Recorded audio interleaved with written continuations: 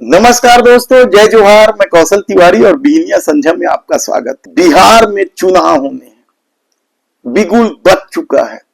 राजनीतिक दलों के नेताओं के लगातार आम सभा से लेकर दूसरे कार्यक्रम हो रहे हैं। ऐसे में देश के प्रधानमंत्री नरेंद्र मोदी का पकौड़ा कांड के बाद रील कांड जो सामने आया है, उसे लेकर अब सवाल उठ रहे हैं। तो दूसरी तरफ कहा जा रहा है कि आने वाले दिनों में बिहार में सरकारी नौकरी तबाही मचा देगी, क्योंकि यदि तेजस्वी यादव ने कह दिया है कि उनकी सत्ता आई तो हर परिवार से एक व्यक्ति को सरकारी नौकरी देंगे, तो दूसरी तरफ कल एनडीए ने जो घोषणा पत्र जारी की है उसमें 1 करोड़ नौकरी देने की बात कही है।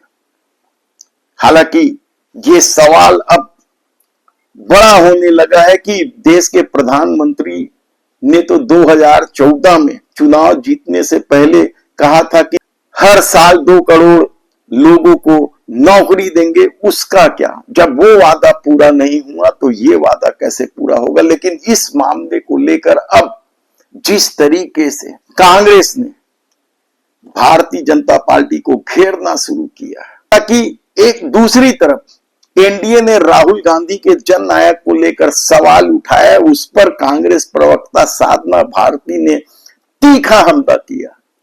नायक वह नहीं जो जनता के केवल मत जीते, नायक तो वह है जो जनता के मत और मन दोनों जीते। नायक फायर होता है और नालायक कायर होता है। महिला उत्पीड़न, महंगाई, बेरोजगारी, भ्रष्टाचार जैसी बुनियादी समस्याओं का समाधान कराने के लिए, लोकतंत्र को लूटतंत्र के लुटेरों से बचाने के लिए कार्यपालिका, न्यायपालिका, विधायिका और मीडिया सहित सभी निजी क्षेत्रों में सर्व समाज को संख्या बल के अनुपात में हिस्सेदारी दिलाने के लिए नायक को ही नेता चुने, नालायक को नहीं।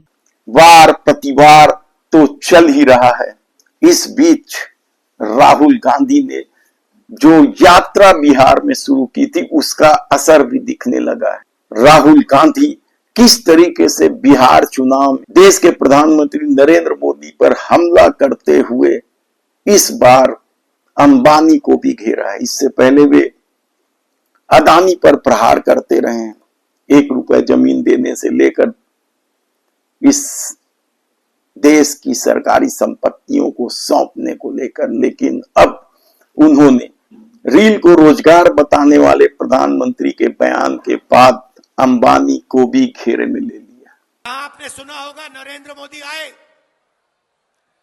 और कहते हैं, युवाओं से कहते हैं, युवाओं, बीजेपी ने टेलीफोन का डेटा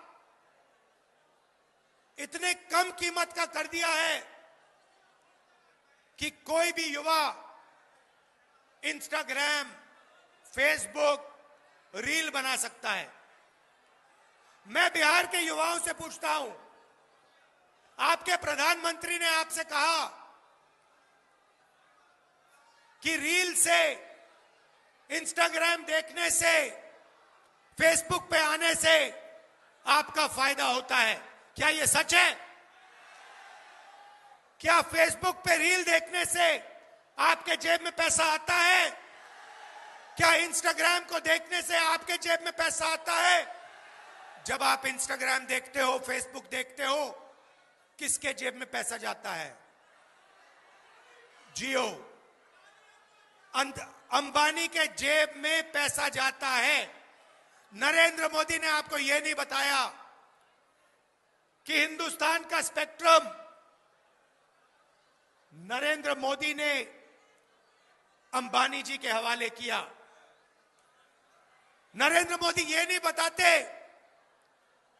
कि पूरी की पूरी मदद नरेंद्र मोदी जी ने अंबानी और अदानी जैसे लोगों की है।